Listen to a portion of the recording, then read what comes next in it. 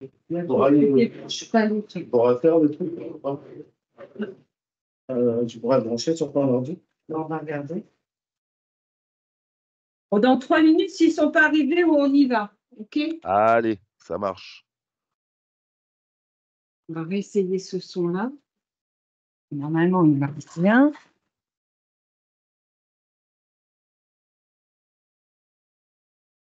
Vas-y, tu peux parler? Oui, moi je suis prêt. Jean-Philippe, tu peux parler? Oui, oui, je suis prêt. Attends, Non, j'ai plus. Enfin, je suis prêt, moi, hein. voilà. Là, c'est 1, mieux? 2. Non, Ben, je m'entends moi, pas. Tu peux continuer à parler juste. 1, 2, 3, 4. Je Faut qu'on suis prêt. casse comme hier le truc. J'avais fait hier, ça s'appelle. On avait tout vérifié. Ouais, mais moi, il faut que je rachète du matériel, hein, c'est pas possible. Non, Moi, c'était je pas suis ça. prêt. Je vous entends bien. Oui. Vous m'entendez?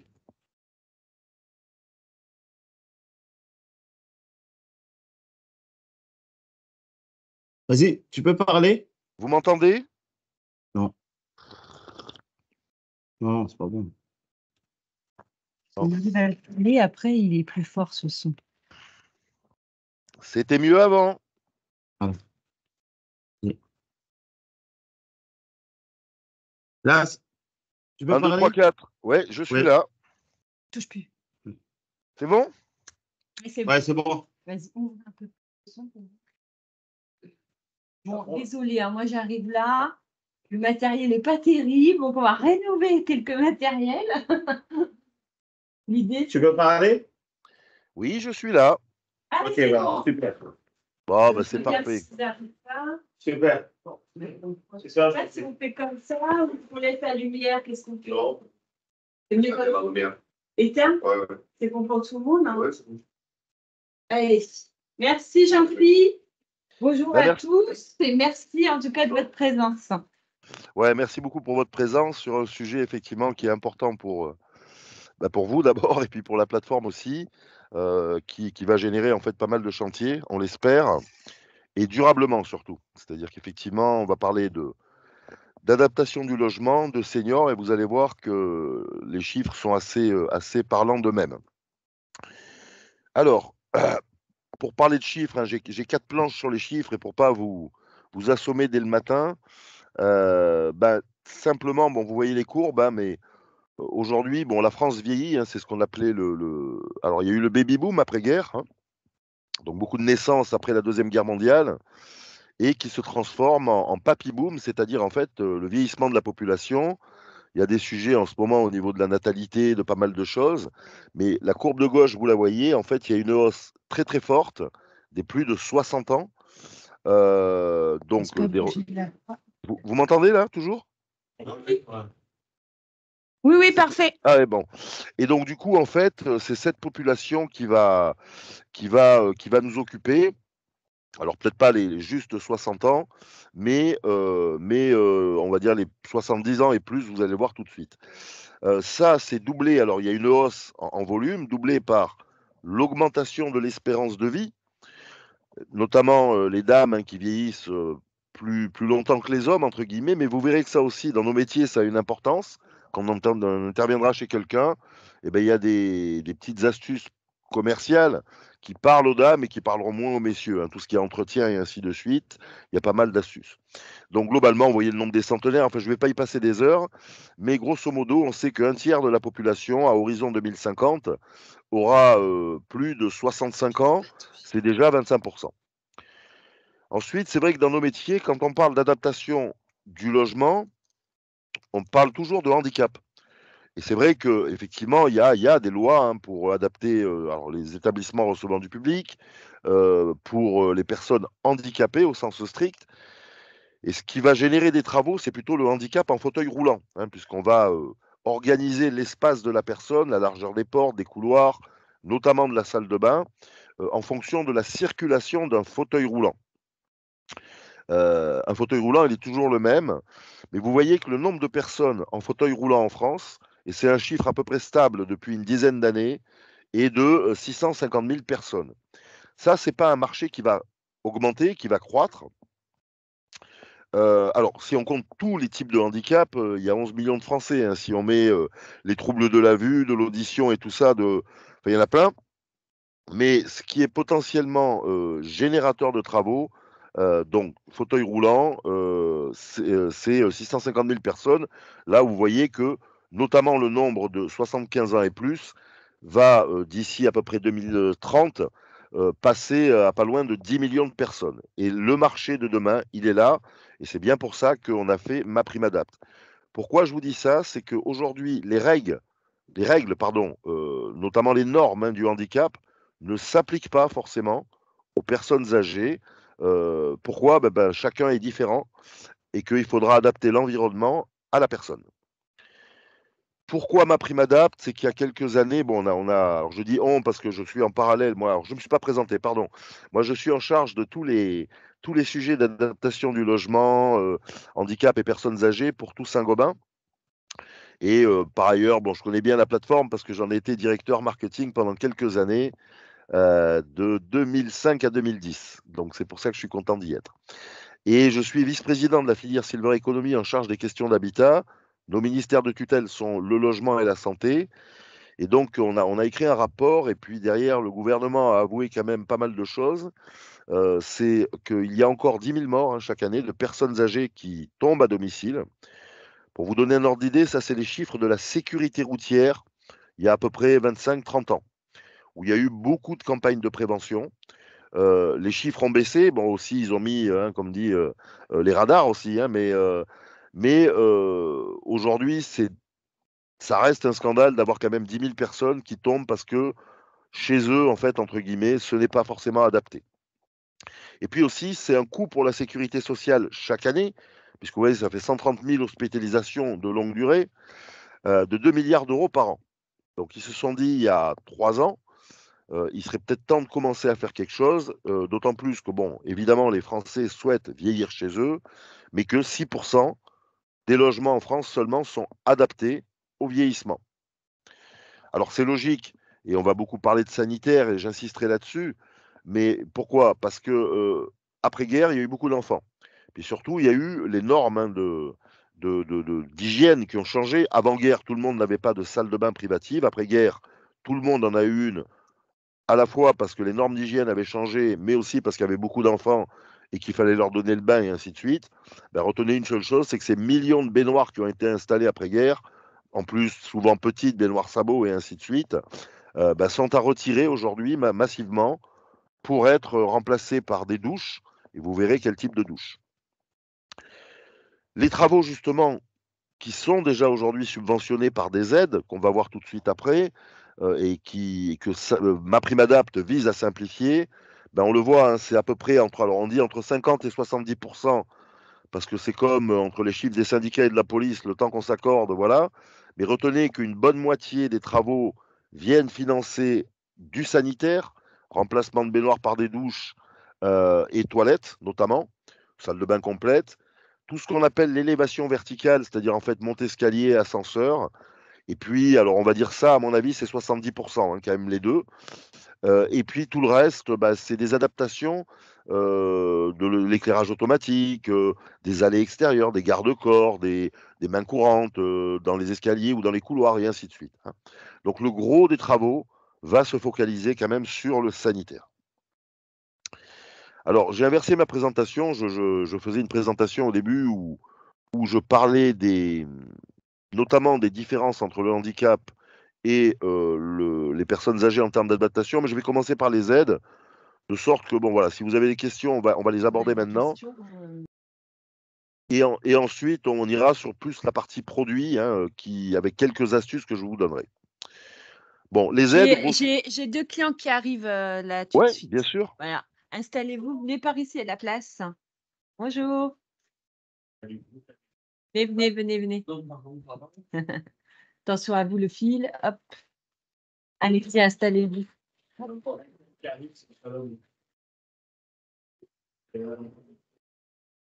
Allez-y, installez-vous. Vous souhaitez un café? Alors, Philippe, il y aura encore un client qui arrive aussi, pareil, il est en retard.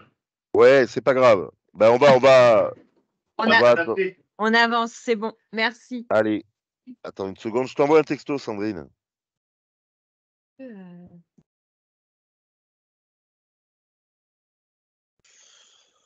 Alors, les aides, c'est vrai que l'image qu'on peut en avoir, notamment sur l'autonomie, aujourd'hui, bon voilà, c'est un peu ça, hein, quand vous êtes une personne âgée, voire même un aidant, hein, parce que moi, ça a été, c'est mon cas avec ma maman. On est dans l'univers de la santé. Alors autant dans MaPrimeRénov', il y a l'espace conseil France Rénov' et l'Agence nationale de l'habitat. Donc dans tout ce qu'on appelle les aides à la pierre et bâtiments, c'est assez simple, même si après les procédures sont un peu compliquées. Pour, comment dire, les personnes âgées et handicapées, il y a plein d'administrations. Pourquoi? Parce que ça dépend jusqu'au 31 décembre 2023, ça dépendait exclusivement du ministère de la Santé. Donc des agences régionales de santé, des conseils départementaux, des caisses de retraite et aussi quand même de l'Agence nationale de l'habitat et tout ce beau monde finançait des bouts d'adaptation, de services à la personne et ainsi de suite. Donc ça fait qu'on pouvait très rapidement se perdre. Des aides nationales, donc il y en avait 3, hein, on va les voir. C'était les aides de l'Agence nationale de l'habitat, donc le programme Habiter facile. Des aides des caisses de retraite, donc la Caisse nationale d'assurance vieillesse en région, c'est les CARSAT, qui venaient amener encore des sous, et puis un crédit d'impôt. Je ne l'ai pas mis là parce que, bon, vous allez voir qu'il est maintenu dans certaines formalités. Donc la vocation de MaPrimeAdapt', en fait, ça a été déjà au moins de simplifier les aides au niveau national et de regrouper au moins ces 2 aides, donc ANA et caisse de retraite, pour n'en faire qu'une seule qui s'appelle MaPrimeAdapt', pour faire, on va dire, l'équivalent avec MaPrimeRénov'. Alors, MaPrimeAdapt' est une aide nationale, elle reste cumulable avec des aides locales. C'est pas rare qu'une ville, une métropole, un conseil départemental amène un peu d'argent pour limiter ce qu'on appelle le reste à charge, ce que doit la personne en fait par rapport à ses travaux. Cumulable avec les aides locales, et retenez aussi que MaPrimeAdapt' est cumulable avec MaPrimeRénov'. J'ai eu le cas, c'était avant-hier je faisais une animation avec des seniors sur Amiens, à distance, et j'ai une dame qui avait besoin de changer son moyen de chauffage et d'adapter son logement. J'ai dit, mais c'est peut-être le moment de regarder à 2 fois, de faire votre salle de bain, vos toilettes et une pompe à chaleur, puisqu'elle avait encore des convecteurs. Puisque effectivement, les 2 étant cumulables, et elle avait droit jusqu'à 70% de prise en charge. Bon, donc elle verra, mais ça, c'est faisable. Alors, MaPrimeAdapt', pour entrer directement dans le vif du sujet, va concerner, on va dire, 3 types de populations. Bon, j'ai regroupé en 2, mais évidemment qu'on va continuer à aider les personnes en situation de handicap, hein, donc les vraies personnes handicapées, donc les 650 000 en fauteuil roulant et tous les autres, de 0 à 60 ans. Ça, c'est ce qui se fait déjà avec une administration qui s'appelle les maisons départementales pour le handicap. Donc ça ne change pas. Ensuite, il y a une catégorie qui a été créée, qui est 60-70 ans, mais c'est pour ça que j'ai regroupé en un seul, parce que ça revient au même. Toutes les personnes en situation de handicap toujours, mais aussi les personnes âgées en perte d'autonomie précoce. Je vais prendre 2 exemples. Avant fin 2023, quand vous étiez handicapé en fauteuil, à partir de 60 ans, vous ne dépendiez plus de la, comment dire, de la maison départementale pour le handicap, mais vous n'aviez pas de droit avant 65 ans. Donc un handicapé de 61 ans, il devait attendre 65 ans pour éventuellement adapter son logement. Bon. Et pareil, vous aviez des personnes âgées, genre, je vais prendre, enfin pas âgées, mais des seniors en perte d'autonomie précoce, on va dire 64 ans, un parkinsonien, qui aurait peut-être justement besoin qu'on adapte sa salle de bain, n'avait droit à rien. Donc on a créé cette catégorie. Je suis désolé, j'ai le chat qui vient de rentrer dans le bureau, il faut que je le sorte, je reviens dans 2 secondes. Si vous avez besoin de quelque chose, tu fais passer une viennoiserie. Ouais. Une viennoiserie, quelqu'un veut quelque chose. C'est le chat grave. Voilà, je suis avec vous. Mon assistant. Comme ça, ouais. Donc c'est notre dernier invité qui est là?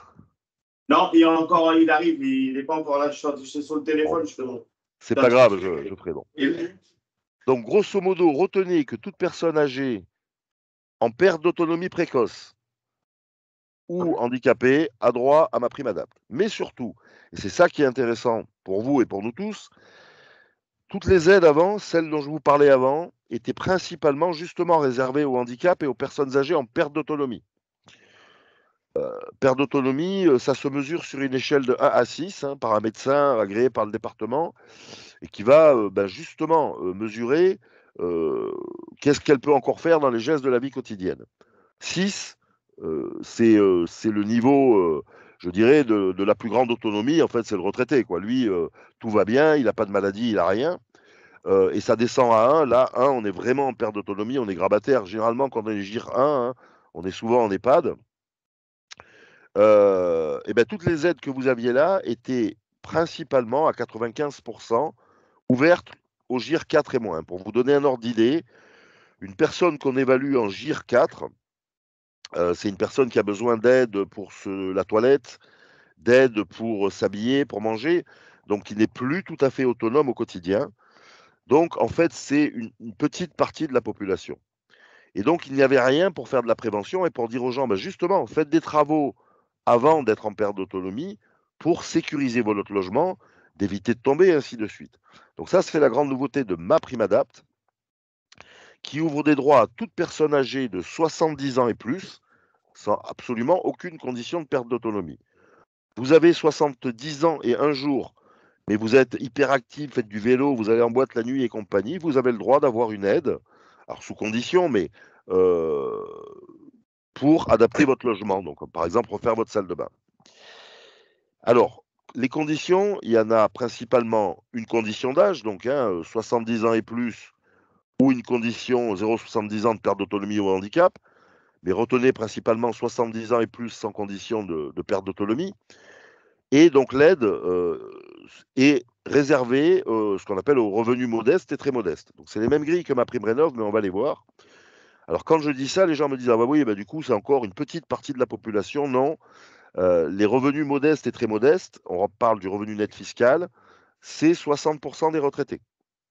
Donc MaPrimeAdapt concerne 60% des retraités en France. Quand vous avez vu le nombre, on parle de millions de personnes. Hein. Un plafond de subvention assez élevé, 15 000 euros. Donc la personne, en fonction des travaux, peut être subventionnée jusqu'à 15 000 euros hors taxe. Donc ça fait un plafond maximal pour les plus aidés de travaux de 22 000 euros hors taxe.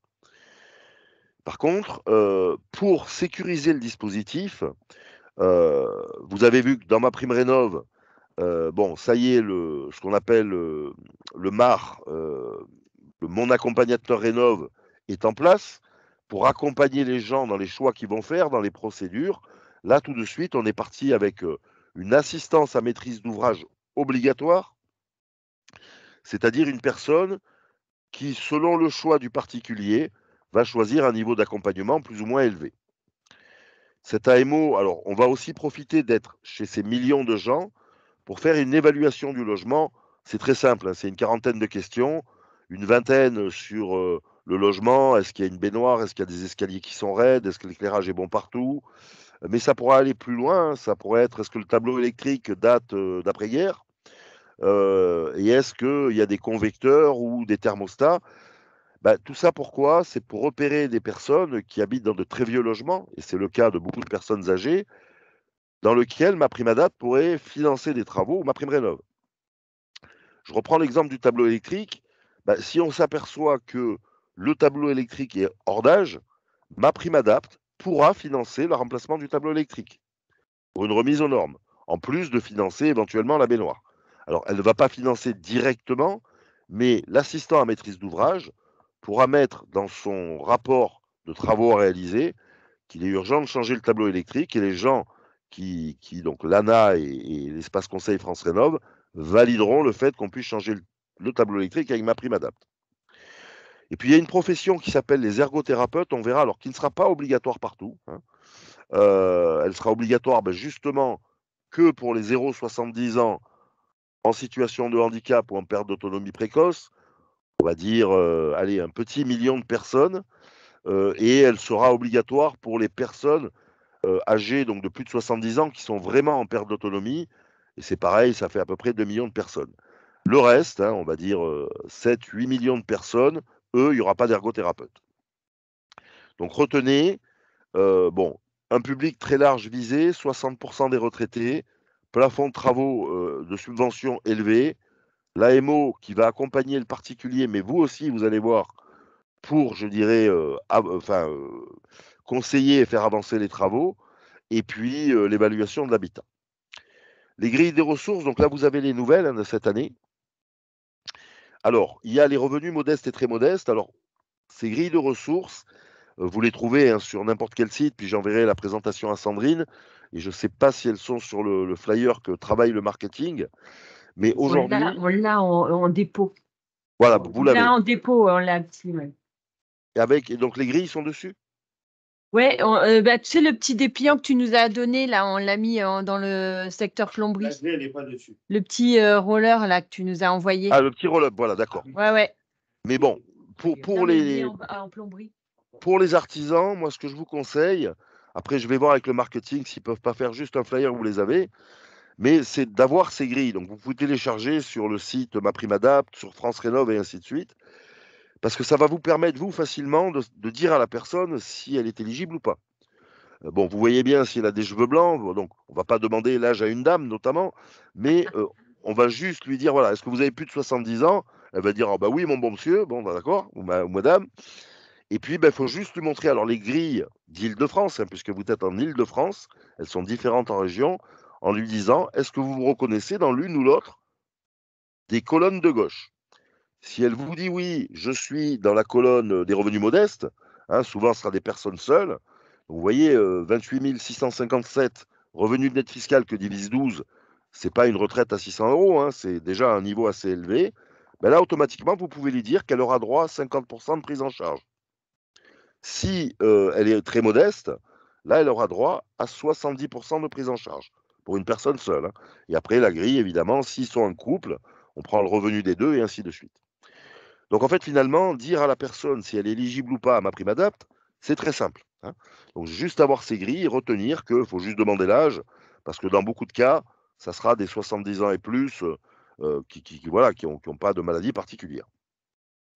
Donc je reprends un exemple, hein, mais si voilà, vous faites un devis, vous êtes appelé, et puis vous faites un devis à 10 000 €, hein, je dis n'importe quoi pour la salle de bain et les toilettes, ben là, tout de suite, la personne aura droit à 5 000 ou 7 000 € selon son niveau de revenu. Donc c'est une aide quand même conséquente et cumulable avec des aides locales, et c'est là où l'AMO va être important pour vous, parce que son job en partie, c'est d'aller aussi récupérer des aides locales. Il y a une case revenu intermédiaire, et où j'ai mis crédit d'impôt, pourquoi? Parce que quand on a fait MaPrimeAdapt, bon évidemment, alors on tombe d'accord avec le ministère de la Santé et du Logement sur tout ça, et puis derrière, il faut négocier l'argent avec Bercy. Hein. Et on leur dit, oui, mais c'est quand même dingue que les classes moyennes, donc on va dire une personne qui est à 100 € du revenu modeste, n'ait droit à rien. Donc Bercy a décidé de prolonger le crédit d'impôt de 25% qui devait s'arrêter au 31 décembre 2023. Sauf que ils l'ont maintenu dans les conditions actuelles, et ce crédit d'impôt était uniquement réservé aux personnes handicapées ou personnes âgées en situation de perte d'autonomie. Donc, ce qui fait que, grosso modo, aux classes moyennes, on leur dit, vous, il faut attendre que vous ayez une maladie ou vous soyez avec une canne ou un fauteuil roulant pour avoir droit à 25% de crédit d'impôt. Le problème, c'est que comme cette mesure, alors changer la date, c'était pas compliqué, changer le fond, ils n'ont pas eu le temps, c'était dans la loi de finances pour 2024 qui était quasiment déjà votée, on est là aujourd'hui. Donc retenez, modeste et très modeste, MaPrimeAdapt, avec un large public éligible, crédit d'impôt, il y aura un peu moins de monde. Hein. Donc évidemment, si vous êtes appelé par des enfants et que la dame a de l'aide à domicile, là, elle sera éligible. Hein. Mais c'est une complexité qu'on espère faire sauter en 2025. Donc retenez pour l'instant le gros du marché, modeste, très modeste, et les conditions de MaPrimeAdapt. Le parcours, comment ça se passe? Il peut y avoir plusieurs scénarios. Mais le parcours type, c'est, vous allez voir hein, qu'il y a une campagne télé qui est en cours, si je peux, je vous passerai le spot télé, qui est assez rigolote d'ailleurs, mais normalement, bon, la personne peut décider d'elle-même de dire, ah bah tiens, je suis éligible, j'aimerais monter mon dossier MaPrimeAdapt. Parcours normal, il faut qu'elle s'adresse à un espace conseil France Rénov', donc qui est la même chose que pour MaPrimeRénov', puisque France Rénov' va maintenant administrer tout ce qu'on appelle les aides à la pierre. Donc tout ce qui sera travaux de rénovation, dorénavant, passe uniquement par France Rénov'. Donc elle les appelle, puisqu'il y a un numéro de téléphone où elle s'y rend. Là, on va lui expliquer comment monter son dossier, les pièces qu'il faut et ainsi de suite, ou par ordinateur, ou sinon on le met enfin on lui donne un dossier papier, puisqu'on sait que nos personnes âgées ne sont pas, je dirais, à l'aise trop avec Internet. Et c'est surtout à ce moment-là qu'on va lui expliquer que l'assistant à maîtrise d'ouvrage est obligatoire et qu'on va lui remettre une liste d'assistants à maîtrise d'ouvrage agréés par l'Agence nationale de l'habitat. Bon, j'ai pris quelques noms, mais sur Paris, vous connaissez déjà peut-être Solia, il y a Belle-Avie, il y a Merci Julie, enfin, il y en a plein. Et donc la personne, bah, soit elle en connaît un, elle choisit, hein, soit bah, vous pouvez lui conseiller un AMO que vous pourriez connaître, Solia ou un autre, mais on y reviendra. Et cet AMO, qu'est-ce qu'il va faire? Bah, lui, son rôle, c'est de monter le dossier avec la personne, c'est de faire ce mini audit de la maison. Hein, donc, il ne faut pas s'attendre à un bilan thermique, c'est 40 questions qu'il va remplir, et commencer avec la personne à lui dire, ben voilà, les travaux qu'il faudrait faire pour limiter les risques. Donc, c'est évidemment enlever la baignoire, rajouter une main courante dans les escaliers, remettre un peu plus d'éclairage dans le couloir, la salle de bain, et ainsi de suite.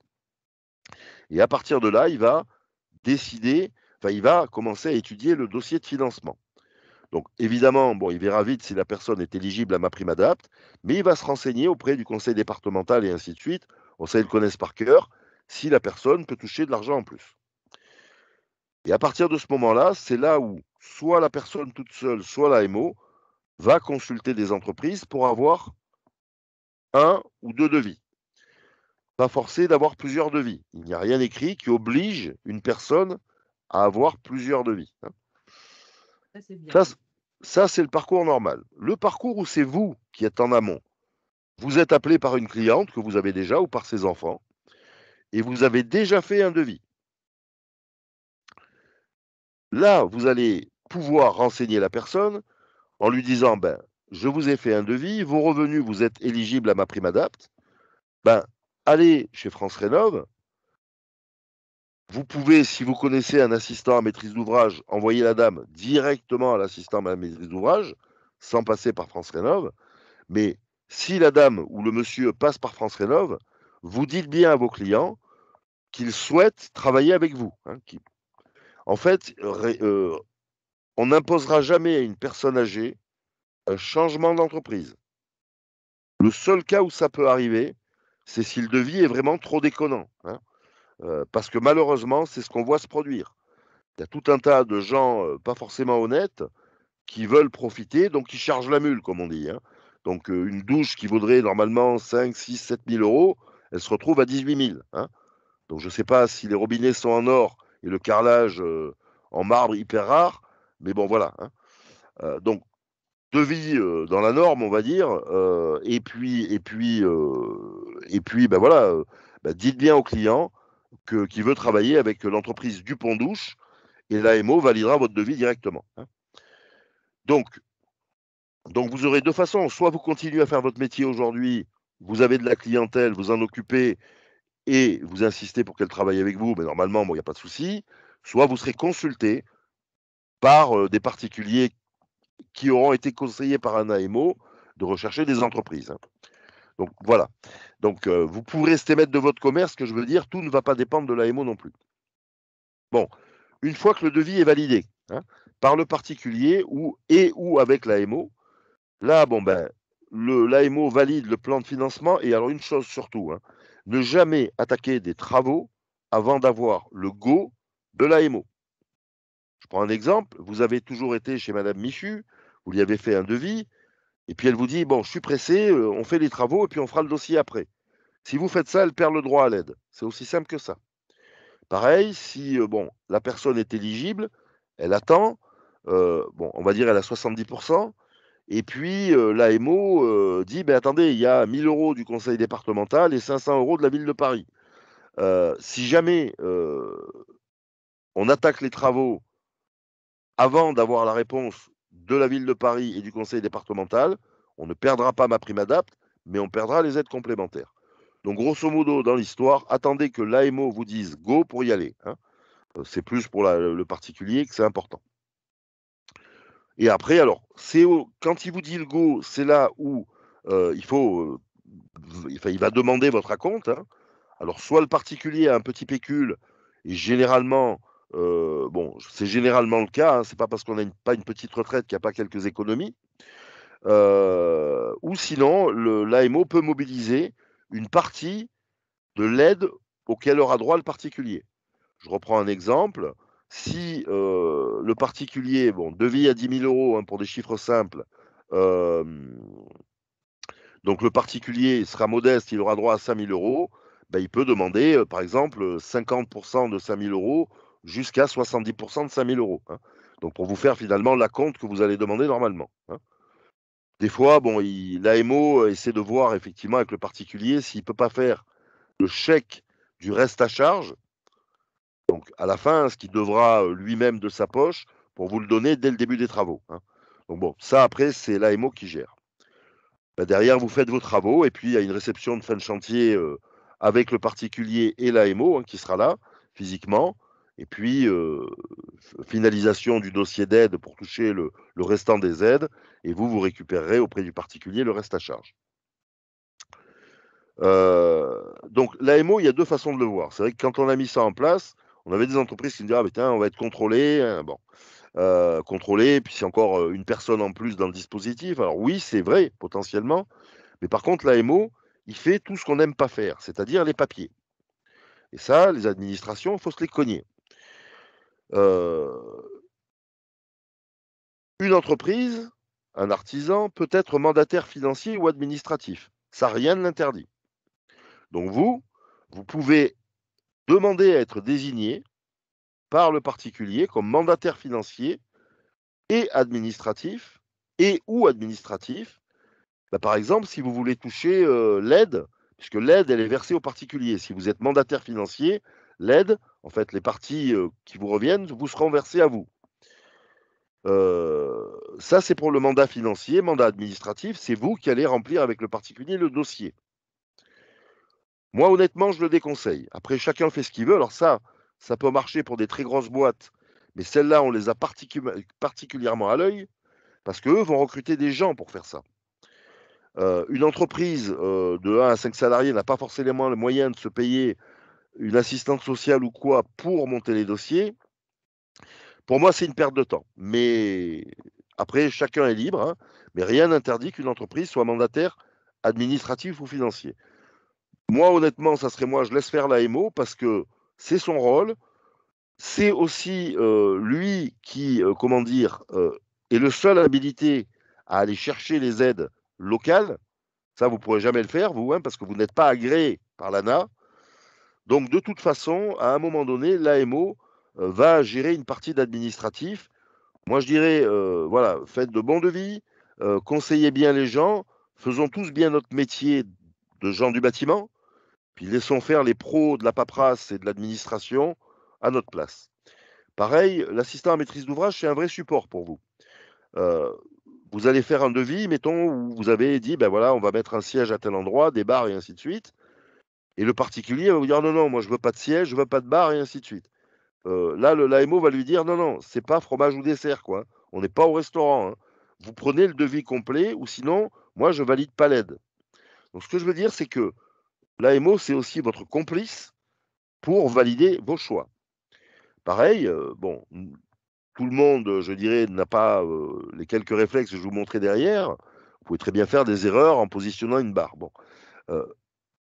En cas de doute, toujours s'appuyer sur l'AMO qui, lui, a des compétences en autonomie. Donc, si jamais, je dirais, il y a un doute quelconque, l'AMO est là pour échanger avec vous. Alors, ce n'est pas un champion du monde de la technique, mais par contre, ils connaissent bien tout ce qui est règle de l'autonomie d'une personne âgée, pas forcément handicapée. Et donc, c'est dans l'échange qu'on évitera de se planter sur le devis, de mal poser des barres qui vous engageraient à refaire des travaux ou engageraient votre responsabilité décennale. Donc, moi, je le vois plus comme un allié, l'AMO, qui va vous aider auprès du particulier aussi à récupérer l'argent, enfin plein de choses. Voilà. Le particulier peut choisir plusieurs types d'accompagnement. Il peut choisir ce qu'on appelle l'accompagnement socle, donc qui est vraiment la base. Donc, évidemment, c'est le point de contact du particulier de l'entreprise. Il va définir le projet de travaux à l'issue de l'évaluation du logement et il va vérifier le dossier. Là, c'est le particulier qui fait tout. Donc, qui remplit son dossier, qui envoie à France Rénov les papiers qu'il faut ou qui le fait sur Internet. Donc, je vous disais, ça peut être vous si vous êtes mandataire administratif. Bon, à vous de voir. Moi, je conseille de laisser faire l'AMO. Donc ça, c'est l'accompagnement socle, on va dire de base. Le particulier peut choisir un accompagnement complet, où là, c'est l'AMO qui va gérer donc toute l'ingénierie financière, ce que je vous disais, aller récupérer les aides locales et ainsi de suite, et ensuite assurer le suivi des travaux avec le particulier. Donc c'est-à-dire voir si tout se passe bien. Bon, ça ne sera pas tous les jours au domicile, ça sera un coup de fil, tout va bien, à vous aussi, entreprise, et puis il viendra à la fin des travaux, et puis jusqu'à la clôture du dossier. Et puis il y a un troisième niveau, dans certains cas, je vous le disais, où il sera accompagné d'un ergothérapeute. Bon, il y a de fortes chances qu'il y ait beaucoup d'accompagnement complet, puisqu'on est face à des personnes souvent âgées, dont le plombier est parti à la retraite il y a déjà pas mal de temps, qui sont un peu perdus pour trouver des entreprises. On va parler des labels, vous allez voir, c'est important parce que ça permet aussi de se mettre un peu plus visible, c'est pas obligatoire, mais pour être mieux repéré des AMO et des particuliers. Et retenez que le particulier peut choisir ces trois niveaux d'accompagnement et que le plus fréquent va être l'AMO complet. La prestation de l'AMO est payée par le particulier, mais sera déduite de ma prime adapt. Alors la prestation, c'est AMO complet, je crois que c'est 600 €. S'il y a l'ergothérapeute, c'est 800. Donc ça viendra en déduction des 15 000 € d'aide maximale dont je venais de vous parler. Mais bon, ça laisse quand même pas mal d'argent. L'ergothérapeute, je passe rapidement, mais c'est un professionnel du médico-social qui est justement formé pour les personnes en perte d'autonomie à anticiper des maladies. Je vous parlais tout à l'heure de Parkinson ou une DMLA. Ça peut évoluer dans le temps. Et ça, l'ergothérapeute, son métier, c'est de dire, vous avez tel type de maladie liée à l'âge, par exemple, et peut-être qu'on va mettre des barres de couleurs beaucoup plus contrastées, parce que votre DMLA va s'aggraver. Je reprends le cas d'un malade de Parkinson. Vous savez, alors il y a plusieurs Parkinson, mais notamment ceux qui ont des tremblements, qui évoluent avec le temps. Ça, c'est un ergothérapeute qui me l'a expliqué. Moi, je ne pouvais pas le savoir. Mais pour ce type de personne, une personne qui tremble avance à tout petit pas. Donc, en fait, elle pose toujours les pieds au sol et elle avance presque je ne sais pas comment dire, en pas chassé, quoi. Elle, un bac de douche trop antidérapant, un PN 24, peut être dangereux pour elle. Ça, il n'y a que l'ergothérapeute qui peut le voir. Donc, si jamais vous êtes appelé par une famille, vous voyez vraiment une personne où on vous dit, parce que bon, qu'il y a telle pathologie, bon, n'hésitez pas à en parler avec l'AMO avant de faire des bêtises. Bon, maintenant, je vous dis, ça va être 1% des cas, donc c'est pas le gros de la bataille. Les labels, justement, parlons-en. Pour faire bénéficier le particulier de MaPrimeAdapt, il n'y a pas d'obligation d'avoir une formation particulière. Tout de MaPrimeAdapt, évidemment, a été, tous les dossiers, on les a travaillés avec la CAPEB, la FFB, les organismes professionnels, donc, et puis toutes les fédérations du bâtiment et les fédérations d'industriels. Donc, on a bien entendu que les entreprises ne voulaient pas un nouveau RGE. Bon, donc c'est optionnel. Maintenant, nous, au niveau de Saint-Gobain, on préfère dire quand même que c'est fortement recommandé. Pourquoi ? Pour ces questions de visibilité, parce que les AMO ont déjà l'habitude de travailler avec des entreprises qui ont l'un ou l'autre des labels que je vous montre, et les ergothérapeutes pareil, et surtout les mairies, les conseils d'administration et ainsi de suite. Il existe 2 labels qui ont été reconnus par l'État, alors pas pour faire bénéficier de MaPrimeAdapt, mais pour donner une prime à la visibilité aux entreprises qui iront les passer. Parce qu'au bout du bout, il y aura un répertoire national des entreprises labellisées, quel que soit son mode de formation, et qui sera massivement poussé aux AMO, ergothérapeutes, aux mairies, aux conseils départementaux. Au cas où vous avez la question, je cherche un professionnel qui connaît l'autonomie, ben, ils iront taper d'abord dans ce répertoire. Hein. Bon. Donc 2 formations qui existent, une première qui est en ligne et qui va être lancée les jours prochains et qui s'appelle ProAdapt de la Fédération française du bâtiment. Ça, c'est une formation digitale, c'est-à-dire qu'en fait, vous allez faire ça de chez vous. Sur l'ordinateur, c'est 9 modules, grosso modo, bon, si on est bon, c'est 4h30, si on est moins bon, c'est 6h. Vous allez pouvoir le faire en plusieurs fois, hein, un module tous les dimanches si vous voulez. Par contre, il faut adhérer à la FFB pour accéder à cette formation. Et bon, dans ce cadre-là, la formation est gratuite. Une adhésion à la FFB, grosso modo, c'est à peu près entre 200 et 300 euros et plus selon la taille des entreprises. Hein, puisque en fait, ça correspond à un pourcentage de la masse salariale de l'entreprise. Mais si on prend une entreprise de 1 à 3 salariés, l'adhésion à la FFB, c'est 50 euros par trimestre plus 100 ou 150 euros. Bon. Donc, retenez à peu près 300 à 400 euros d'adhésion et puis la formation, du coup, elle sera gratuite. Vous passez votre formation et à l'issue, vous avez un QCM et vous avez votre label. La CAPEB, elle, porte les marques Handibat et Silverbat. Là, on n'est pas obligé d'adhérer à la CAPEB. Donc, en fait, on peut rester indépendant si on le souhaite. Là, par contre, c'est une formation en présentiel de 2 jours. Hein. Une prochaine formation a lieu à Paris dans le 20e, là. Donc 2 jours, hein, complet. Là, c'est une formation qui coûte dans 700 euros.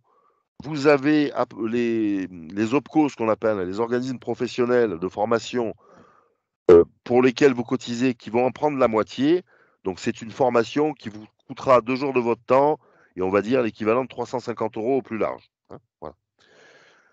Donc, vous payez 700 euros.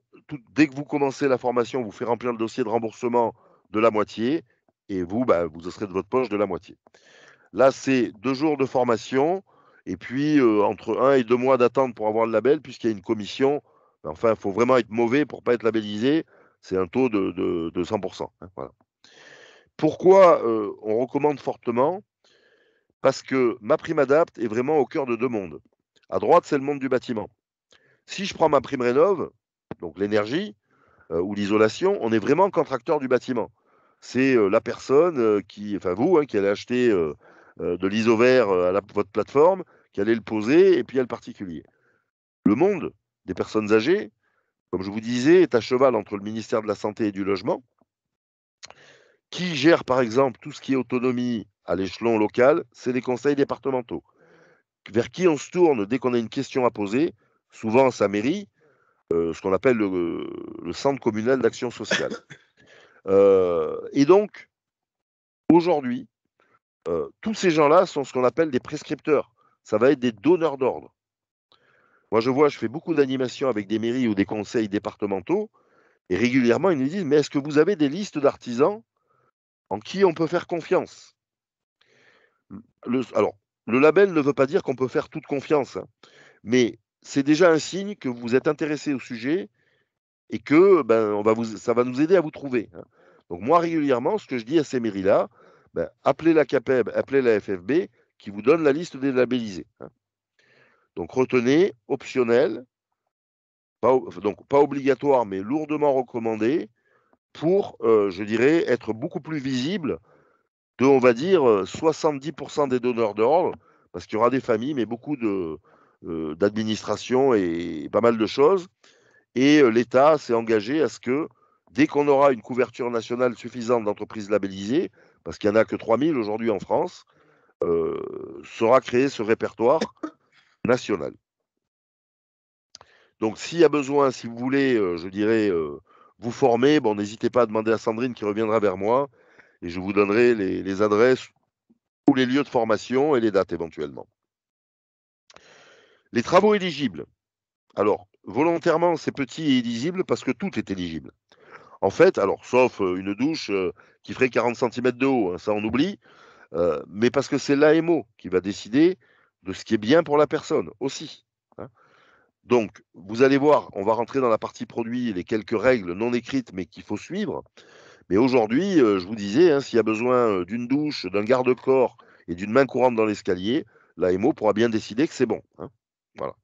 Donc c'est vrai que vous verrez sur les pubs, notamment de l'ANA, et sur le petit flyer qu'on vous remettra, il ne parle que de douche de plein pied, de monte-escalier, de je ne sais pas quoi. Bon, si c'est une douche avec Réos raisonnable, jusqu'à 12 cm, ça marche aussi. Hein. Il ne finance pas que des douches à l'italienne, puisqu'on sait par cœur que les douches à l'italienne, on n'est pas capable de les installer partout. Donc tout est éligible quasiment. Donc en fait, c'est un peu tout ça. Alors là, je vais lourdement insister sur la salle de bain et, je dirais, les toilettes, parce que c'est là où effectivement, entre le handicap et les personnes âgées, il y a des subtilités qu'il faut connaître. Mais le reste, ça peut être une motorisation de porte de garage, des volets roulants électriques, ça peut être des garde-corps, des rampes d'accès, enfin ça peut être tout. Hein.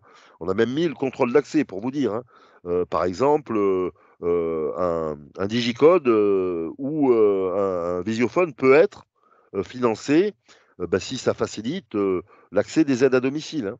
Donc c'est pour ça que massivement, nous, on represcrit des digicodes, des serrures électriques pour faciliter l'accès des infirmiers, des aides à domicile et ainsi de suite avec un code. Hein, bon. Donc c'est pour vous dire que le champ est très large. Mais on va s'arrêter quand même vraiment sur la salle de bain et les toilettes. Ça, c'est la campagne télé qui commence à se diffuser. Donc bon, si vous regardez les grandes chaînes nationales, vous risquez de l'avoir passé.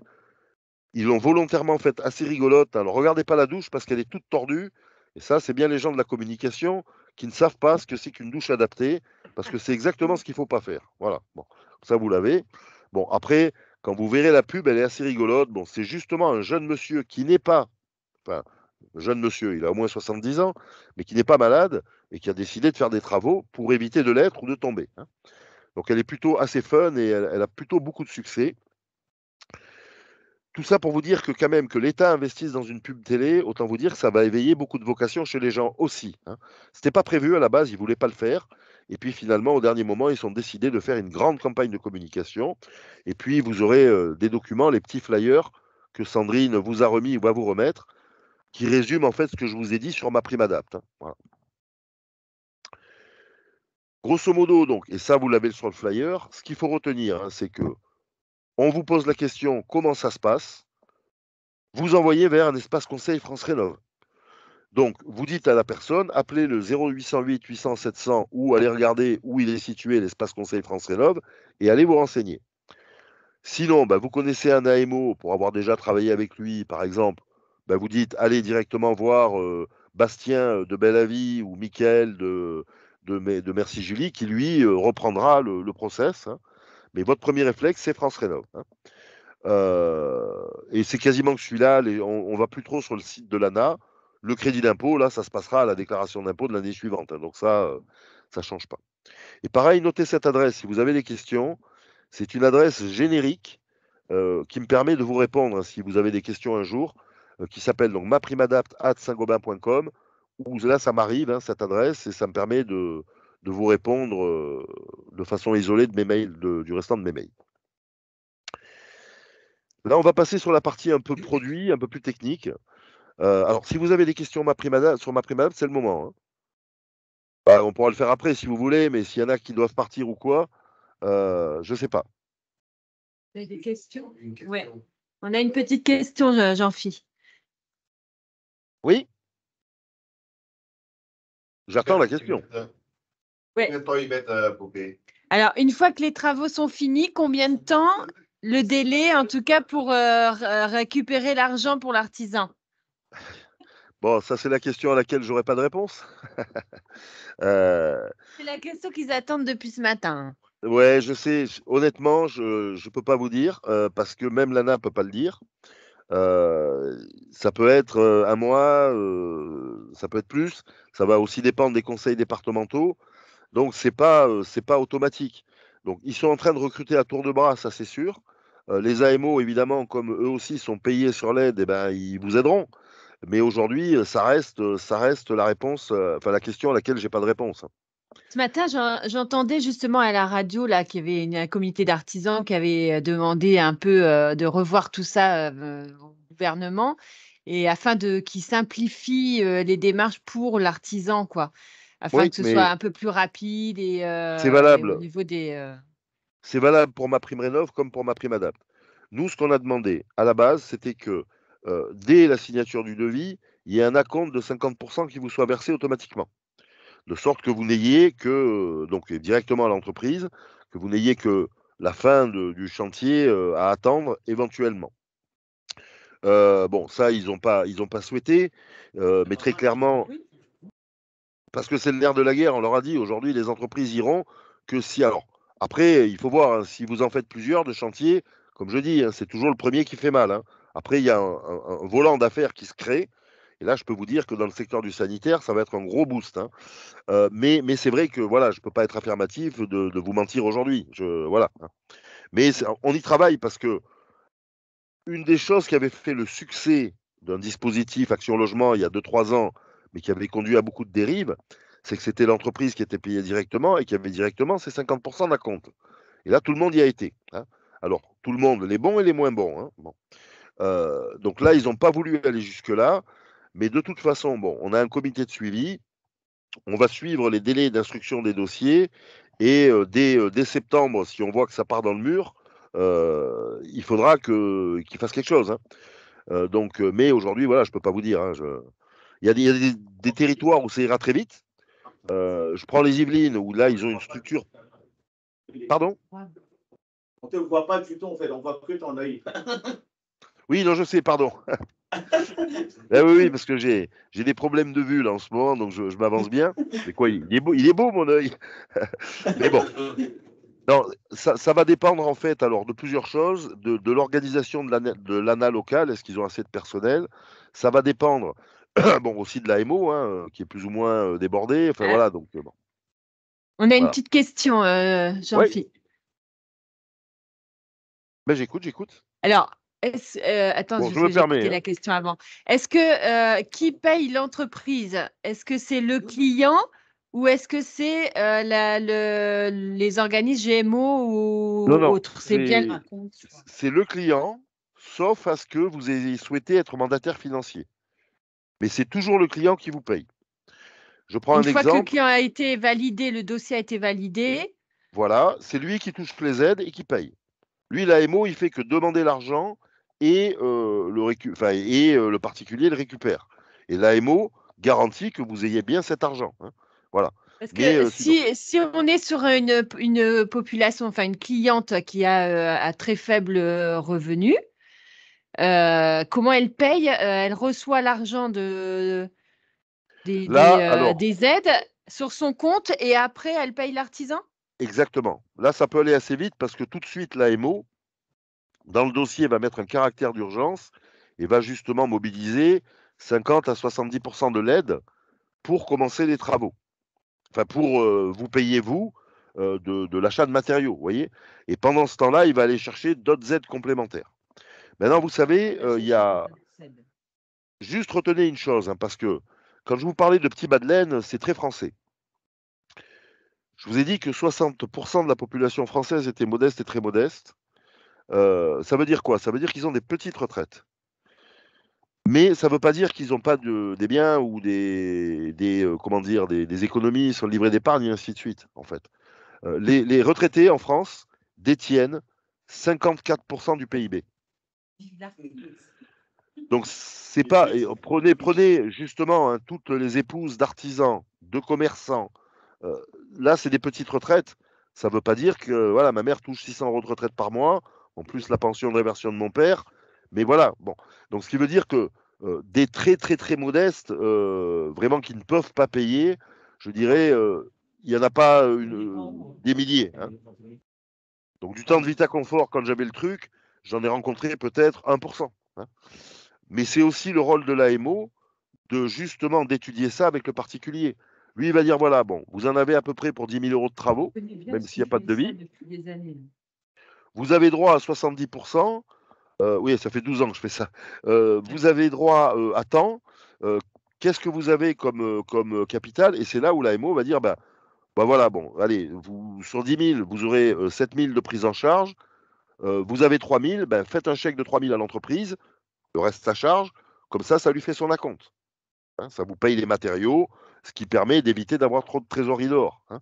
Et si vraiment on est dans une situation très difficile, mais bon, ceux-là, on les connaît, ben là, ils vont faire en sorte que l'ANA paye le plus vite possible, je dirais, votre acompte notamment. Voilà.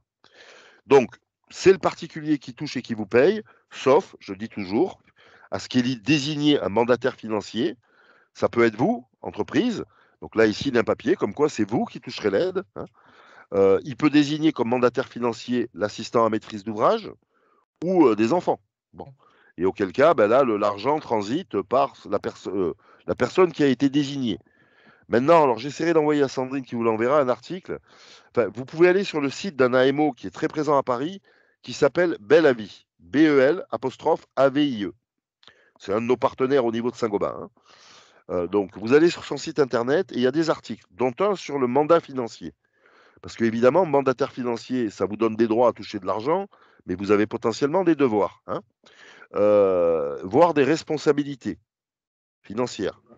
Donc, c'est là où il faut bien lire les articles qu'il y a sur le site de Bel Avis, parce que moi, quand je les ai lus, je me suis dit, je vais dire aux entreprises de ne pas s'emmerder avec ça. Hein. Voilà. Jean-Philippe, une question. J'avais des clients qui m'ont demandé, qui n'ont pas pu être présents aujourd'hui, comment on fait pour être recensé vis-à-vis des partenaires AMO?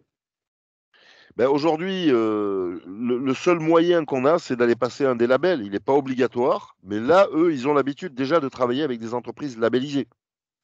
D'accord.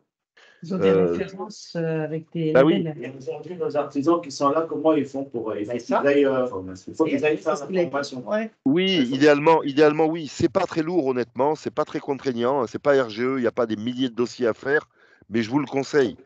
Donc, si vous êtes intéressé, à l'issue, vous voyez les équipes de la PDB qui reviendraient envers moi, et moi, j'appellerai la CAPEB ou la FFB pour voir comment ça se passe. Donc, FFB, c'est... Alors, ça ne veut pas dire...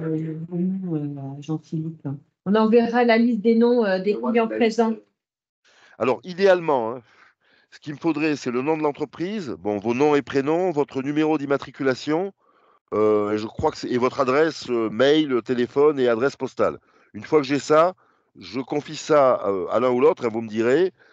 Et puis, on verra comment activer le plus vite possible une formation. Hein. Voilà. Donc, pour répondre vraiment à ta question, un bon plombier avec qui un AMO travaille déjà, par exemple, s'il n'est pas labellisé, il pourra avoir des dossiers puisqu'il n'y a pas d'obligation. Maintenant, si on veut se faire remarquer, et j'insiste, hein, des mairies, des conseils départementaux et aussi des particuliers, et être dans ce répertoire à terme, c'est vers juin, je pense, ou septembre, il vaut mieux suivre l'une ou l'autre des formations. Voilà. Bon, s'il y a des questions, de toute façon, je reste en ligne. Après, bon, la formation, c'est vraiment pour les gens qui sont handicapés, mais en gros, pour une personne âgée. Non, pour tout le monde. Non, il a dit tout à l'heure. Pour être recensé, en fait. Non, c'est pour tout le monde. Ah oui, d'accord. Ouais.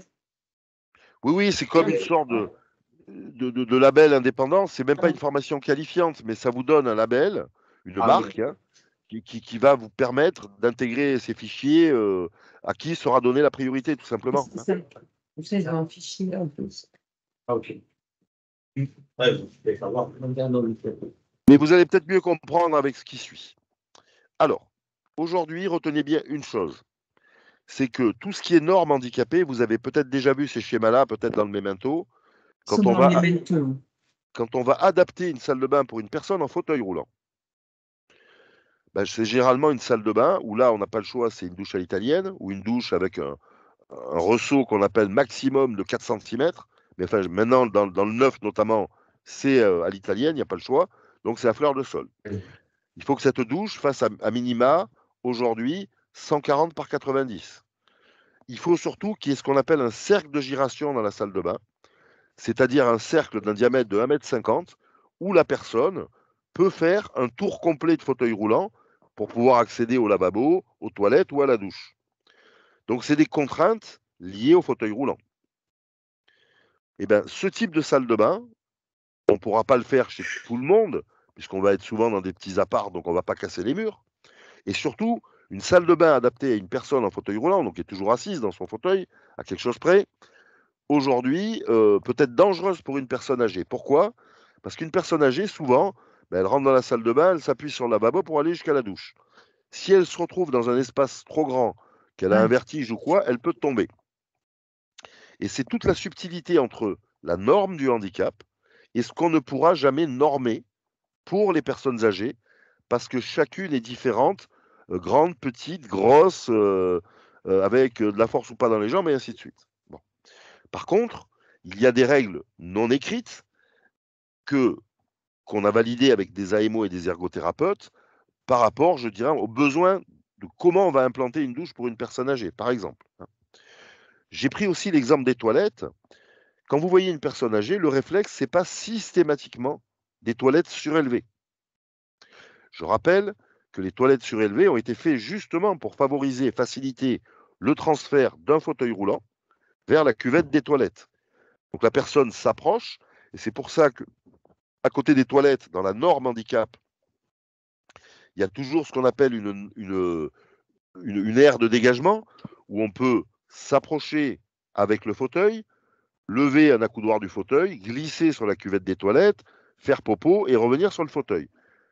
Là, toilette surélevée, c'est en moyenne à 50 de hauteur, comme le fauteuil roulant, 40 d'assise plus 10 de roue. Voilà. Bon. Retenez, tout à l'heure, je vous disais que les générations qui nous intéressent, c'est les générations de l'après-guerre.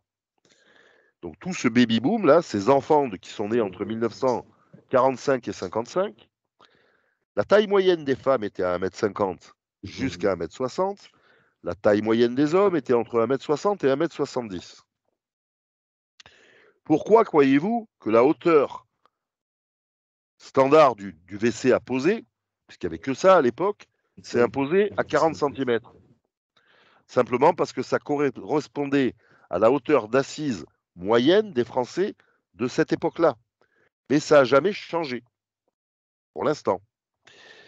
Alors c'est vrai qu'aujourd'hui, on voit beaucoup de toilettes surélevées ou de toilettes sur bâti support qu'on va rehausser pour des jeunes générations, parce qu'aujourd'hui, les femmes font entre 1,60 m et 1,75 m et les hommes entre 1,80 m et 1,90 m.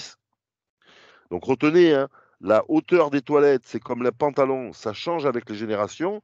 C'est pas pour rien, par exemple, que les cuisinistes, très souvent maintenant, proposent 2 hauteurs de pied, 10 ou 15 cm, hein, pour que le plan de travail soit plus à hauteur de génération plus grande. Bon. Donc ça veut dire que, réflexe, je vois une personne âgée, pas forcément de toilette surélevée, ça ne veut pas dire qu'on ne peut pas changer le toilette. Hein. Je vais vous donner 2-3 astuces. Donc ça, c'est pour vous dire, voilà, une salle de bain trop grande, eh ben, ça peut être dangereux pour une personne âgée, et que de toute façon, on fait avec l'existant, puisque 90% du sujet de l'adaptation des logements, c'est pas du neuf, ça sera de la rénovation, ça vous va bien et nous aussi. Donc la hauteur d'assise idéale, c'est ça en fait, pour une toilette, pour un siège, mais les petits dessins rigolos, je les ai faits parce que c'est ce qu'on voit. Moi, ma belle-mère, j'ai intercepté le devis de l'artisan, je dis montrez-le-moi, il y avait mis un toilette surélevée, elle fait 1,55 m. Donc autant vous dire qu'elle aurait été comme la petite dame là, avec les jambes qui battent en l'air. Hein. La hauteur d'assise idéale, et ça c'est une règle immuable pour tout le monde, c'est la distance, mesurer la distance entre votre genou et votre talon. Et là, vous avez la situation où quand vous serez assis, vous serez ce qu'on appelle à l'équerre. Hein. Donc ça c'est une règle d'ergonomie, en sécurité du travail, en tout ce que vous voulez.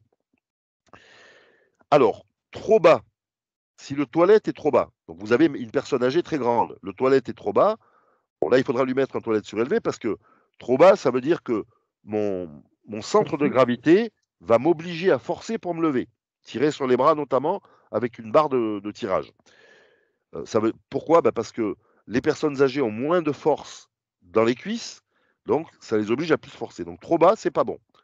Trop haut, c'est pas bon non plus, parce que ça peut provoquer des situations de déséquilibre, mais surtout un mal dont souffrent beaucoup de gens, et surtout les femmes, problème de transit intestinal, et en plus à partir d'un certain âge. Des fois, vous voyez des pubs où il y a un petit tabouret, comme je dis, pour rehausser les gambettes et favoriser, je dirais, le transit. Donc trop, c'est pas bon non plus. Donc, vous avez une personne, taille standard de ces années-là, ben, vous allez lui proposer éventuellement de changer le toilette, mais par exemple par un sans bride. pour vous, c'est évident, les toilettes sans bride, c'est la norme. Mais pour eux, ils ne connaissent pas. Mais par contre, le sans bride, ça veut dire quoi? Ça veut dire moins d'entretien, plus d'hygiène. Pareil, à partir d'un certain âge, c'est pas rare que certaines personnes âgées se lavent moins parce qu'elles sont moins mobiles, bon voilà, et que ça peut générer des problèmes de, pourquoi pas d'infection, voilà. Et le sans bride limite le développement bactérien. Et puis ça limite aussi l'entretien. Comme je dis, ces générations qui n'ont connu que les toilettes avec la bride, c'est la génération canard WC. Bon ben là, il y aura moins d'entretien des toilettes, donc potentiellement moins de développement de germes. Donc vous allez pouvoir proposer ça, changer le toilette, parce qu'on va tomber encore sur des toilettes, des aspirambeaux, des trucs avec des tirettes et compagnie, proposer du 3 litres, 6 litres, proposer plein de choses, et ça sera éligible à MaPrimeAdapt, hein. Donc, c'est juste pour vous expliquer vraiment ces subtilités. On parle d'accessibilité, et c'est aussi une dernière subtilité. Moi, j'aime bien dire que l'accessibilité, c'est tout ce qui va concerner l'accès au logement et la circulation dans le logement. C'est pour ça que je ne parle pas, moi, que d'accessibilité, mais je parle aussi d'adaptation fonctionnelle aux besoins de la personne, hein. Donc, si je prends mon toilette surélevée, en termes d'accessibilité aux toilettes, il est indispensable pour une personne handicapée, mais il n'est pas adapté forcément pour une personne âgée, hein. Donc c'est vraiment une subtilité, voilà. Bon, ça c'est des choses qu'on va réfléchir à écrire avec l'ANA. Là, ils m'ont sollicité hier pour travailler sur un bouquin qui donnera tous ces petits conseils. Retenez par contre que les 2 points où il y a vraiment des, comment dire, des subtilités, c'est la salle de bain et les toilettes, c'est tout. Le reste, c'est à peu près commun avec le handicap, hein. Une porte plus large, ça servira à une personne âgée pour passer avec sa canne ou son déambulateur, hein, de face, comme ça permettra un fauteuil. Donc ça, il n'y a pas de souci. Mais par contre, notamment la douche, c'est très important. Donc voilà, la règle, elle est simple à retenir. Une douche, ça doit toujours à peu près ressembler à ça. Donc vous imaginez qu'il y avait une baignoire avec la robinetterie à droite ou à gauche. S'il doit y avoir un siège, le siège doit être toujours sur un petit côté. Donc à droite ou à gauche. Et la robinetterie sur le grand côté. Donc ça, c'est pour expliquer qu'il faut ramener la robinetterie en position centrale. Pourquoi on fait ça? Pour 2 raisons. La première, c'est que si je suis assis, donc vous imaginez le siège sur le mur d'en haut, face à la vitre, 1, je suis en situation d'inconfort, 2, je peux, si je me lève, je suis déséquilibré, tomber contre la vitre. Mais c'est surtout pour faciliter l'accès à la robinetterie à un aidant. Parce que ça soit le conjoint ou un aidant professionnel, à un moment donné, il aura besoin de manipuler les robinets pour aider la personne dans sa toilette. Et je dis aussi que c'est important pour les aidants professionnels parce que c'est une population qui en a vraiment besoin, qui c'est elle qui génère le plus d'accidents du travail. C'est un métier difficile, hein, et donc la qualité de nos travaux vont dépendre de la qualité de leurs conditions de travail, hein. Je ne sais pas si vous voyez ce que je veux dire. Donc en fait, si vous ne voulez pas être recalé quand vous faites un devis, notamment par un AMO, essayez de respecter ce type d'implantation. Je vous dis ça aussi parce que vous allez avoir des particuliers qui vont vous dire « Ah oui, non mais je vois, il y a une ligne sur le devis, repositionnement de la robinetterie en position centrale, 600 €. » Ben là, vous aurez les arguments pour lui expliquer pourquoi vous avez fait ces choix. Et s'il ne comprend toujours pas, c'est l'AMO qui va lui dire « Si vous n'acceptez pas ce plan de l'artisan, on ne vous donnera pas l'aide. » Et là, le particulier, il dira oui, hein. Mais retenez ce schéma. Siège petit côté, robinetterie grand côté. Ensuite, une barre de maintien en L ou en T inversé au niveau de la robinetterie. Une partie horizontale pour se tenir quand on s'assoit, verticale pour tirer quand on se lève. Toujours pour question de force, hein, pour se lever ou s'asseoir. Et une barre à l'entrée. Alors pourquoi? Parce que souvent, c'est quand on rentre, on sort de la douche, on est tout mouillé, on sort, on met de l'eau partout, c'est là où on risque de glisser. Donc cette barre à l'entrée, elle est importante pour se sécuriser dans les mouvements de la douche à la salle de bain. L'astuce, c'est pareil. On peut la mettre en position verticale, comme une barre de tirage sur une porte. Mais ça fait un peu handicapé. Par contre, si vous mettez une barre de 60 en position horizontale, ça ressemble furieusement à un porte-serviette. Mais sauf que c'est un porte-serviette conçu pour bien accrocher au mur. Alors quand on peut, hein, si on est en niche.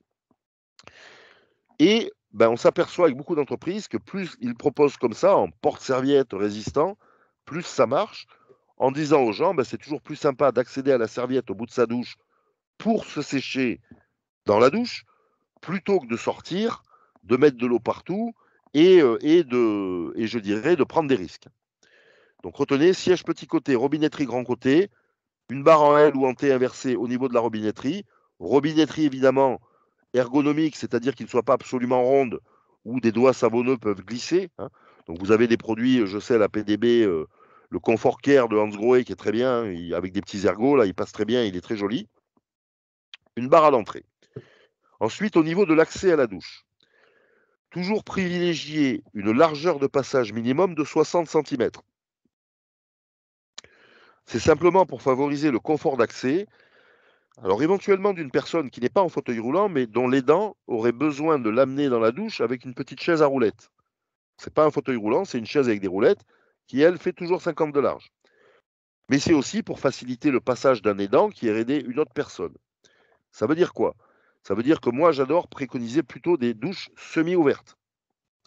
Donc, vous pouvez très bien mettre une paroi fixe et vous allez rajouter un volet mobile de 30-35, alors même si la douche n'est pas complètement fermée, pour rassurer la personne qu'il n'y aura pas de projection latérale quand elle prendra sa douche.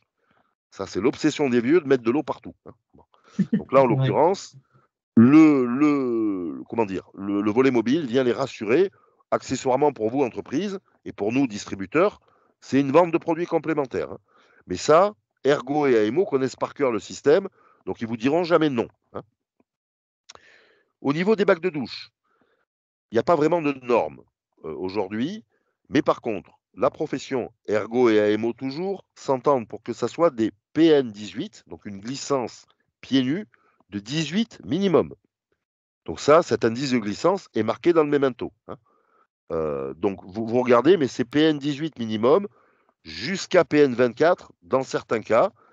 Mais ça, bon, à vous de voir. Hein, mais PN18 minimum. Et ensuite, au niveau du bac de douche, bon, évidemment, soit c'est une douche à l'italienne, si on peut. Si on ne peut pas, qu'on est obligé de mettre une réhausse pour des questions d'évacuation, c'est 12 cm maximum, bac de douche compris. Dans certains cas, des AMO qui auront évalué la capacité de la personne à franchir pourront accepter plus. Mais dans le cas général, si vous excédez 12 cm, n'hésitez pas à proposer un système de bac de douche avec pompe d'aspiration. Hein, que vous allez trouver normalement chez AKW et ainsi de suite. Donc voilà, donc c'est pas que des douches à l'italienne. Ce que je veux dire, c'est qu'une douche avec réhausse, quand on peut 12 cm, ça marche. Alors moi, ce que je fais pour être tranquille, ce que je faisais à l'époque, j'avais toujours dans la camionnette où je disais à mes artisans d'avoir un bout de bastin de 12 cm de haut. Hein. Comme ça, vous voyez la personne, vous lui sortez le bastin, vous dites est-ce que vous arrivez à passer par-dessus? Et bien, si elle arrive à passer par-dessus, c'est que les 12 cm iront bien. Hein. Voilà, comme ça, il n'y a pas d'erreur. Hein. Mais en respectant ces quelques règles, prenez-le en photo parce que ce schéma, je ne suis pas sûr qu'il soit dans les docs de la PDB, mais s'il y est, tant mieux. Vous êtes sûr d'avoir bon à 95%. Les 5% restants, c'est l'AMO ou l'ergothérapeute qui vous dira comment faire. Hein. Et puis, si jamais il n'est pas d'accord, ben, il faudra qu'il explique. S'il y a une impossibilité technique, c'est à vous de lui expliquer que ce n'est pas possible. Hein. Peut-être c'est un mur porteur, que je ne sais pas quoi, et que là, effectivement, ben, techniquement, ce n'est pas possible. Ce que je veux dire par là, c'est pas d'initiative malheureuse, parce que c'est votre responsabilité qui est engagée, pas celle de l'AMO. Hein. Donc voilà. Hein. Donc si vous dites faire quelque chose, faites-le parce que voilà. Donc ça, c'est la même chose. Donc vous voyez la douche qu'il y a là, bon ben celle-là, elle peut très bien passer. Hein. Donc là, c'est une cabine complète de chez Roth hein, qui est distribuée chez PDB. Bon ben il y a une marche qui fait max 12 cm à vue de nez, ça passe. Hein. Il y a bien le siège au bon endroit, il y a les barres de maintien qui permettent de circuler à la douche, à l'entrée tout le long, parfait. Voilà. Ça, c'est ma salle de bain. Donc c'est juste pour vous montrer un vrai chantier que j'ai fait avec des entreprises labellisées. Bon, déjà, elle est moche, c'est mal posé parce que c'est moi qui avais. Enfin, mon épouse avait fait le carrelage, moi le reste. Et voilà. Mais bon, j'avais une baignoire, j'avais une double vasque.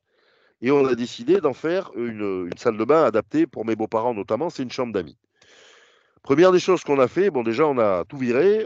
Bon, c'était de l'alvéolaire. Donc, on a renforcé toutes les cloisons, notamment avec des plaques de plâtre Habito. Hydro. Alors, pourquoi je dis ça? Parce que très important d'avoir des murs solides. Pour évidemment, quand vous allez mettre des barres et des sièges, que ça tienne bien dans le mur.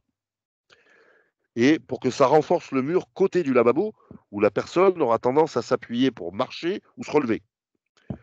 Donc n'hésitez pas à utiliser Habito par exemple, parce que ça rentre aussi dans le cadre de MaPrimeAdapt. Ce que je ne vous ai pas dit, c'est que dans MaPrimeAdapt, tout est pris en charge.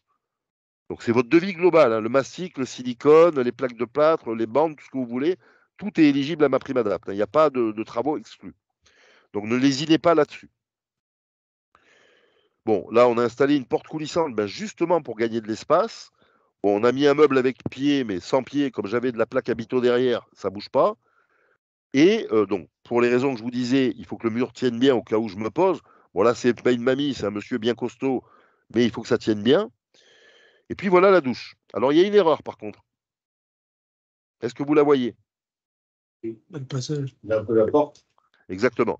Parce que bon, j'ai beau faire ça depuis 12 ans, ça m'arrive d'être con et de me gourer sur la commande.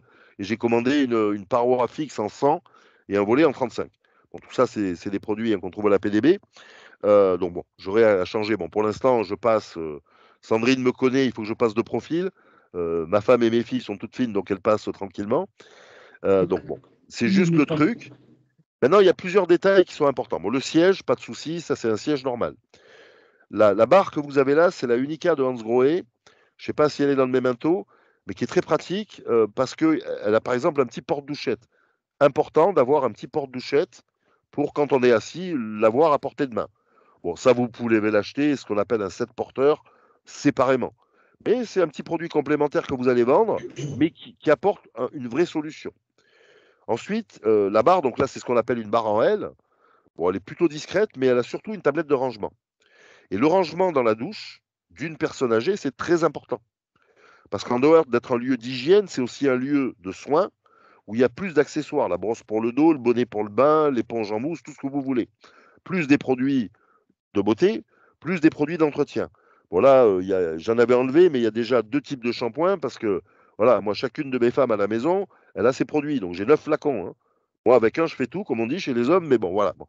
Donc, tout ce qui maximisera le rangement, n'hésitez pas à le proposer parce que vous allez vendre plus, installer plus, mais c'est parce que ça a une vraie utilité et que les AMO sont habitués. Si vous faites une douche un peu plus maçonnée, n'hésitez pas à prévoir des niches de rangement à la bonne hauteur.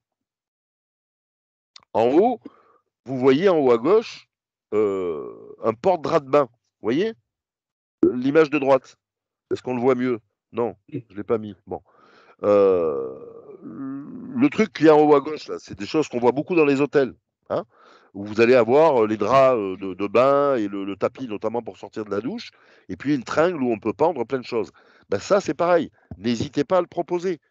Parce que pour un aidant, ça va être sympa de pouvoir accéder à une serviette de bain pour sécher la personne. La personne va pouvoir pendre la raclette pour la douche, la brosse pour le dos et tout le bazar. Donc, c'est du rangement utile. Et puis la barre à l'entrée, alors là, c'est un proto, mais vous pouvez très bien mettre une barre de base droite, je dirais, qui fera le même office. Là, il y avait une tablette en plus, mais de poser la serviette au bout de la douche. Donc tout ça, c'est des accessoires utiles qui vont vous générer de la valeur ajoutée, pour vous comme pour nous, hein, mais vraiment utiles. Hein. On n'est pas là pour charger la mule, voilà, rien que pour se faire plaisir. Hein. Également, des travaux complémentaires qui peuvent être finançables, ça va être par exemple de proposer d'éclaircir la pièce. Parce que bah, souvent, les salles de bain qu'on va voir, elles sont avec des vieilles peintures des années 70, donc le saumon pourri, le bleu pisseux ou le vert qui ressemble à rien, et avec une pauvre ampoule qui pend du plafond. Tout ça, c'est des endroits un peu sombres, et maximiser l'éclairage. Donc là, typiquement, nous, on a fait un faux plafond avec de l'éclairage très basse tension pour avoir un éclairage naturel partout et pas d'ombre. Pourquoi? Parce qu'une ombre, bon déjà c'est pas bien pour se maquiller, pour se faire beau, mais une ombre peut dissimuler des obstacles. Hein. Le savon qui est tombé sur le bac de douche, je le vois pas, je me fous par terre. Hein. Donc n'hésitez pas aussi à proposer ces travaux complémentaires. Hein. Alors attention, ça c'est pareil, vous le faites, on vous appelle pour faire un remplacement de baignoire par des douches, vous faites un devis de remplacement de baignoire par une douche, dans lequel vous mettez les produits complémentaires, et vous dites à l'AMO, éventuellement, ça serait bien de rajouter un coup de peinture pour éclaircir et de changer l'éclairage, et il vous le validera ou pas. Hein. Mais voilà, mettez pas tout sur le même devis, Parce que ça, par contre, alors, sauf si on vous le demande, hein, parce que ça, des fois, moi j'ai des artisans qui se sont retrouvés dépositionnés. Eux, ils avaient un devis à 12 000, mais comme on dit, toute option comprise, là où les concurrents avaient juste le strict minimum. Et le particulier, il choisissait le strict minimum. Hein. Donc, remplacement de baignoire par des douches, vous faites le devis principal, et puis derrière, voilà. Ensuite, les panneaux.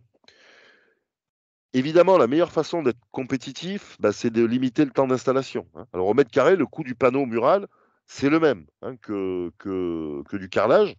Mais par contre, là où le carrelage est moins cher au mètre carré et, je dirais, va être plus long de mise en œuvre, le panneau est plus cher au mètre carré, mais beaucoup plus rapide à mettre en œuvre. Mais pourquoi je dis le panneau? Il y a un argument déjà concurrentiel. C'est que beaucoup des concurrents, notamment les pure players du remplacement de baignoires par des douches, qui évidemment sont comme des vautours et des chacals sur l'aide MaPrimeAdapt, eux vont proposer des douches en 8, 24 heures. Un bon artisan, lui, en dessous de 48, il ne sait pas faire. Nous, on préfère dire 72 heures. Donc, c'est 3 jours de main-d'œuvre à peu près à 550 €. Aujourd'hui, si on ne le fait pas avec des panneaux, c'est compliqué. Hein. Mais par contre, le panneau a un vrai usage. Je vous disais tout à l'heure, le toilette sans bride apporte de la facilité d'entretien et de l'hygiène. Là, c'est pareil. Je peux vous dire que comme vous allez beaucoup plus souvent rencontrer des femmes seules, des veuves, que des messieurs, l'entretien des joints de carrelage, c'est un calvaire. Donc, juste lui dire, bon, je vous pose un panneau, c'est joli, on a plein de choix, mais en plus, madame, il n'y aura qu'un coup de raclette ou d'éponge à donner, il n'y a plus d'entretien de joints de carrelage, donc plus de microbes, elle va tout de suite vous bénir, vous baiser les pieds et valider le devis avec des panneaux. Parce que c'est comme ça qu'elle fonctionne. Donc d'un côté, un argument technique pour vous, pour faire des devis bien placés sans rogner votre rentabilité. De l'autre côté, un argument commercial pour aider à embarquer la décision. Hein. Alors la douche à gauche, c'est exactement ce qu'il ne faut pas faire. Hein. Donc là, c'était une cabine complète avec un siège, alors en plus trop petit, glissant, enfin tout ce qu'on peut imaginer. Une barre de toilette mise dans la douche et la robinetterie au mauvais endroit. Par contre, je reprends l'exemple de la cabine Roth. Là, en l'occurrence, c'est bon. Alors, cabine Roth ou tout autre type de douche.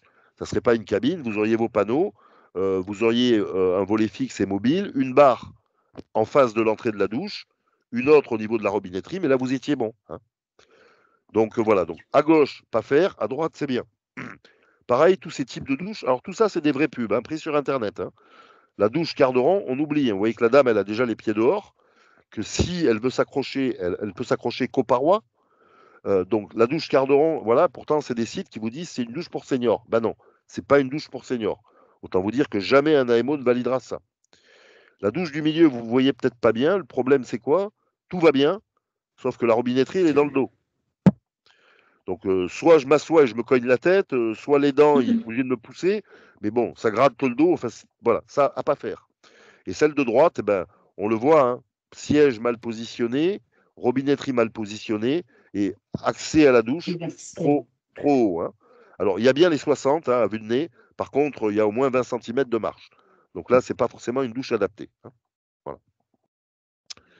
Les toilettes, c'est ce que je vous disais, hein, je vous l'ai dit, mais pas le réflexe du toilette surélevé si on vous le demande. Donc, n'hésitez pas à proposer du sans bride.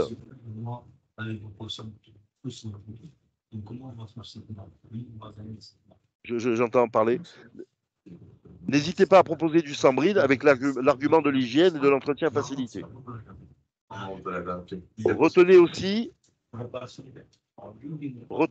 ne sais pas si j'ai terminé. Hein. Allô? Oui, c'est bon, Jean-Philippe. Pardon. Donc, juste, je termine.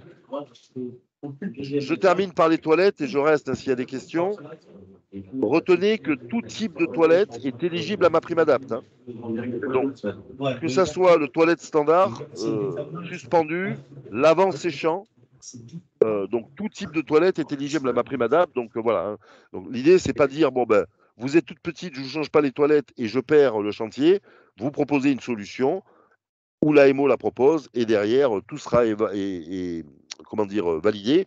Mais juste, je dis le petit argument d'hygiène là qui marche bien et que vous aurez pu entretenir avec Canard WC, mais c'est surtout pour votre bien et votre santé. Voilà. Donc les subtilités, elles sont là.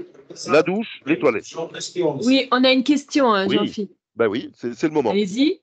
par exemple, au 12e étage, on va dire comme ça, je vais dire un arrondissement, au 11e étage, il y a un baignoire. Oui. Je passe, je regarde. Hmm. Donc, évacuation du baignoire, c'est minimum entre 12 cm.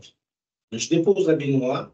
Comment je vais croiser, moi, le bac à douche pour avoir au moins 5 cm, 7 cm avec le fauteuil, il faut entrer dans Non. Alors attention, il n'y a que 6% de personnes âgées qui finissent leur vie en fauteuil roulant.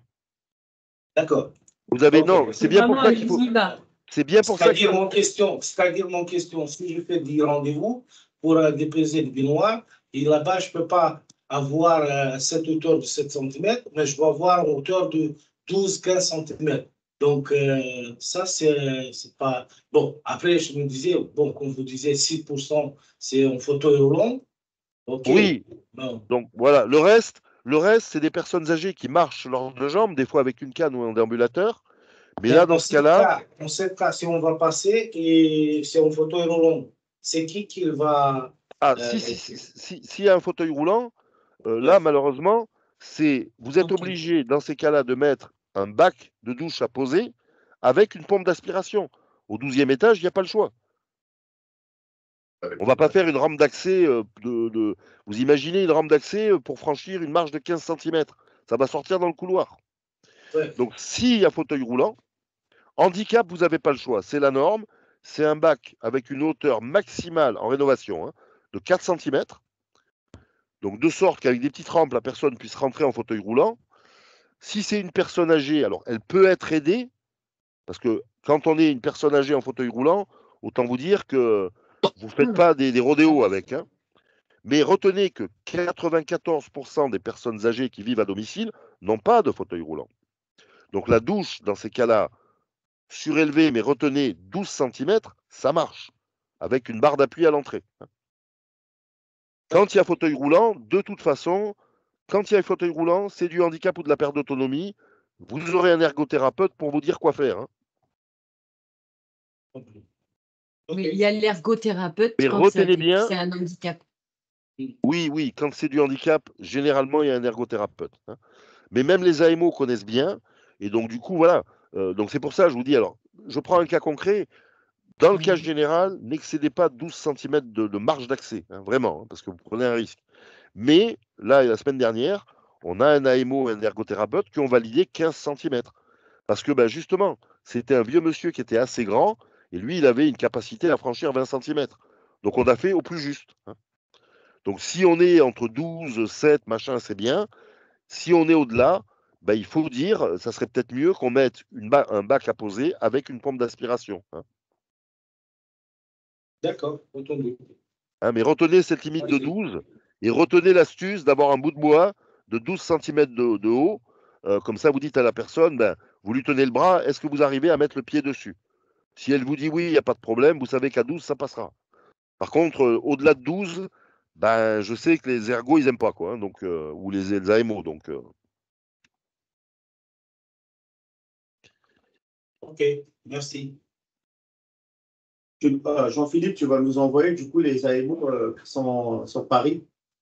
Alors, normalement, vous pouvez avoir la liste des AMO de Paris Les noms, là, déjà. en vous adressant directement à l'espace Conseil France Rénov'. Donc, vous pouvez appeler le numéro qu'il y avait tout à l'heure, là, que vous avez sur le petit flyer de l'ANA, et normalement, ils sont capables de vous dire,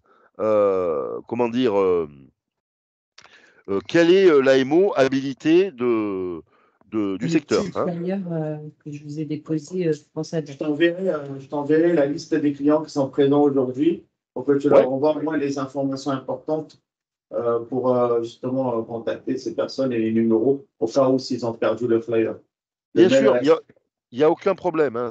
Même si j'essaierai de leur envoyer des documents. Attends, je reviens sur mon Teams là. Voilà, vous êtes tous là. Je vais faire une petite photo moi aussi.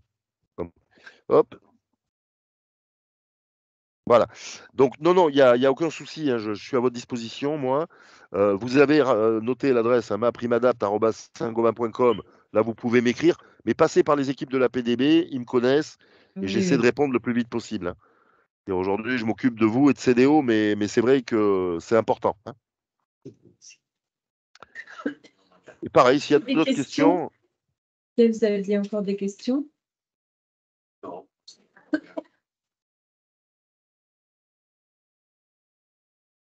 Oui, moi j'ai de la chance d'être à la maison, un café cigarette, hein, mais.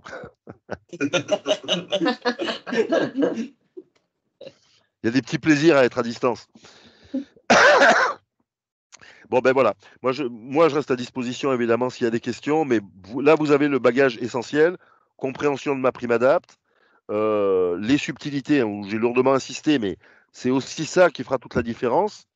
Peut-être que dans les formations, ils vont lourdement insister sur le handicap parce que c'est des normes, mais sachez voilà, que pour la douche, généralement, si je prends la formation Handibat, l'avantage, c'est que vous avez un ergothérapeute qui vient, vous avez souvent un AMO qui intervient, c'est souvent Solia, par exemple. Donc, il ne faut pas hésiter. C'est une journée sur le handicap et une journée, on va dire, sur les personnes âgées.